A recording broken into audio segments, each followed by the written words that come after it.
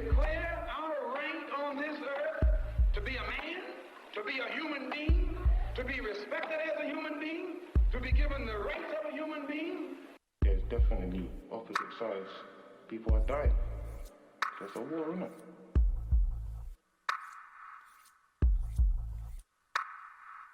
People are tired of seeing the same thing on television, people getting just brutalized in front of our face. That's why we're still out here protesting. No justice! No peace! No justice! No I just want boy, he's dead, straight. You know what I'm saying? I didn't give a fuck, as long as it weren't me.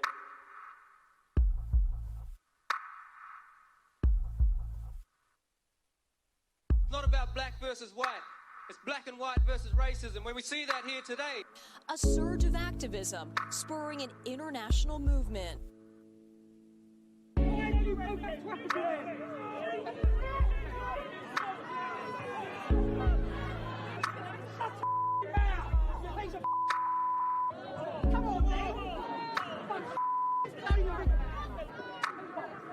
Black lives have always mattered. We have always been important. We have always meant something. We have always succeeded, regardless. And now is the time. I ain't waiting. I ain't waiting. I have been born in this country. I'm 28 years old, born and raised in London. We have a line that we do at our house. We practice this thing. What is it? I'm Ariel Sky Williams. I'm 8 years old. I'm unarmed and I have nothing that will hurt you. Why would a police officer assume that you did something bad?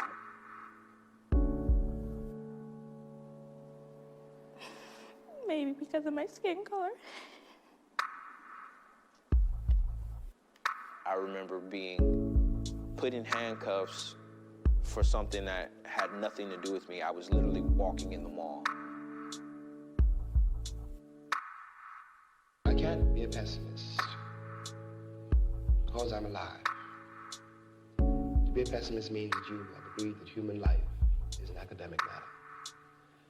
So I'm forced to be an optimist. I'm forced to believe that we can survive whatever we must survive. But I'm worried about him now. the future of the Negro in this country is precisely as bright or as dark as the future of the country. I see it weighing on you, and I don't want it to weigh on you. I'm just worried about Donovan. His life was under threat, so I just went under, scooped him up, put him on my shoulders, and sort of started marching towards the police with him. Someone's life would have been taken, and you know what would have happened straight away. Black guy, black boys have killed somebody. Black boys, black boys, black boys. For me, I wasn't protecting him. I was protecting our kids. I was protecting their future, because I know the judge would not have saw what happened before.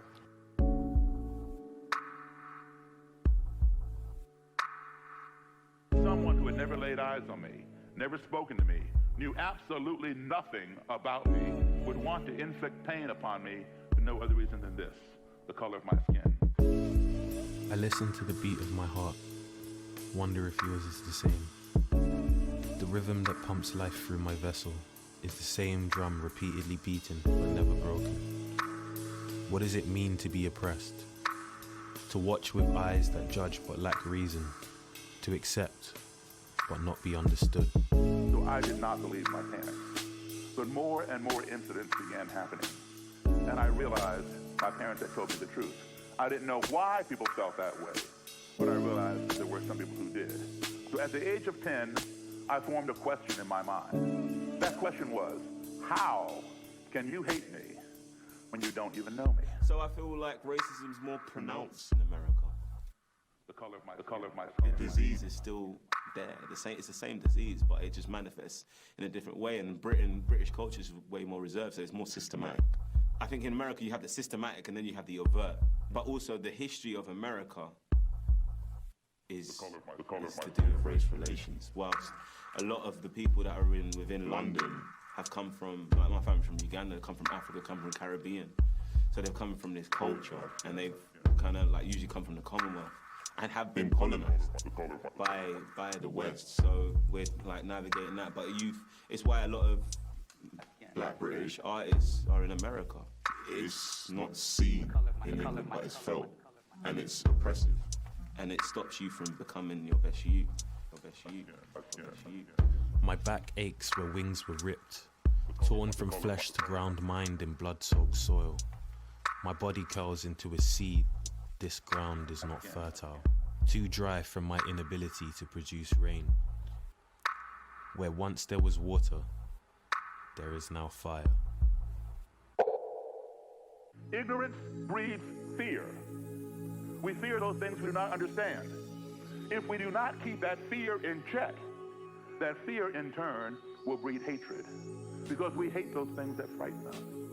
If we do not keep that hatred in check, that hatred in turn will breed destruction. We want to destroy those things that we hate. Why? Because they cause us to be afraid. But guess what? They may have been harmless, and we were just ignorant.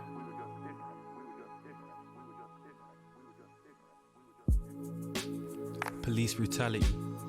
Children shouldn't have to think about morality. Do you enjoy your salary when the notice of blood stain? Travel on the same roads, but our ones are full of chest pains and empty seats. Ignited all my flames, but to my disbelief, you never want to hear us preach and label us a moany bunch for wanting some equality. But you could never kill our speech, even if you killed the speakers. And I don't need the extra hatred, I'm already fighting demons. Hard to see him when the smile's so convincing. Rest a hand upon your shoulder since they're known to blame the victims. And you say it's better now than it was. Like that ever helped the fact that we've been trained to endure the pain of teaching kids or conversations with our parents, that when we were met with hate that showing love is the cure. But shackles transgress from the flesh to the soul, take its toll when you say it's not as bad as the States. Like why even compare? The point I'm trying to make is racism is here. It's got my mother in fear. When they came through a door and told her get on the floor, they put my sister in cuffs, my siblings witnessed it all. The worst thing is this story's not uncommon. We're just living in a world where it's all silence over problems. The numbers don't lie and we got crazy figures. When will we realise that we're much more than niggas? Threw a milkshake at me just for walking down the streets of Surrey Quays, and to this day I swear the feeling lingers. Told me to go back to where I came from, but if these walls could talk, you would hear them say that it was here I learnt to walk, where I took the first steps that's got me all upon this path. They say our parents paved the way, but there's still snakes chilling in the grass and I can feel them hissing. That's the dangerous mouth that your kids are kissing. How dare you say that I can't complain? It's a wonder how are any of us sane? Give me a month to talk about my issues, like being black ain't permanent. Ain't no racist chromosome, so where the hell you learning it? But that's a dangerous mouth that your kids are kissing, absorbing whispers told from idle figures. I'm sick and tired of being judged. Internalize my feelings, now I'm walking with a grudge. I just want to live my life without you speculating or assuming that I'm rolling with a knife. Like what the fuck you so afraid of? Holding your bag so tight, looking down when we might lock eyes. Cross the road so I ain't in your sight. The reason that a nigga might develop some anxiety and then carry that through life, destroying everything that I've built. You won't listen to our stories but enjoy the sound of still shooting kids in broad day, then go to court and try a pill. Like how is any of this real? Can't even escape it in my school life. You got teachers calling students nigger, then act like you never knew, right? But I guess it wasn't your life. Moving on the next hype. How can you confuse two brothers on your website? They don't even look the same. To be frank, I'd rather not say the names, cause they don't even need the shame. You have to do better. The minimum is not enough. Become a benchmark for other schools and keep it up. Like I said, the troubles right now are deep enough. We're dealing with some deeper stuff.